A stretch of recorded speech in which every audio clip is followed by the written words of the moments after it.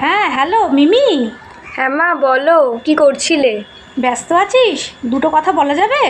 না না, ওই কালকে প্রজেক্ট সাবমিশনের লাস্ট ডেট, তুমি বলো না। ও শোন না, যে দরকারে তোকে ফোন করেছি, বাবা না একটা খুব ভালো ছেলের সন্ধান নিয়ে এসছে। কার জন্য? কার জন্য আবার? তোর জন্য। তোমাকে তো বলেছিলাম আমি প্রীতমকে ভালোবাসি, তোমাকে বলেছিলাম বাবাকে জানাতে, তুমি জানাওনি তো। আমি জানিয়ে দিচ্ছি।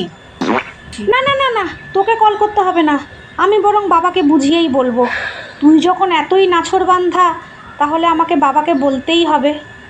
আর কি আর করা যাবে, বাবার নয় সম্মান একটু হানি হবে। যতই হোক বাবার বন্ধুর ছেলে। আবার শুনলাম এই তো 3 মাসের মধ্যে আবার নাকি বিদেশ থেকে কল এসছে, চাকরি সূত্রে বিদেশে চলে যাবে।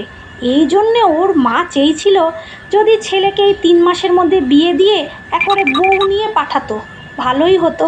কি আর করা যাবে, ছেড়ে দে, আমি বরং বাবাকে বুঝিয়েই বলবো। বিদেশ? কোথায়? কোথায় যেন বলছিল? হ্যাঁ হ্যাঁ, ফ্রান্সে। ফ্রান্স? হ্যাঁ। মা তুমি দাঁড়াও, 2 মিনিট দাঁড়াও, কাটবে না।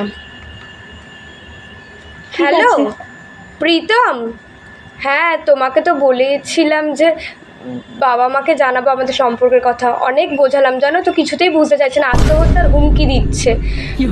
তুমি আমাকে ভুলে যেও প্লিজ।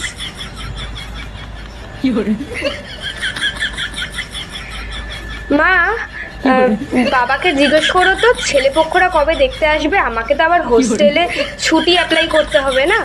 ঠিক আছে, রাখছি।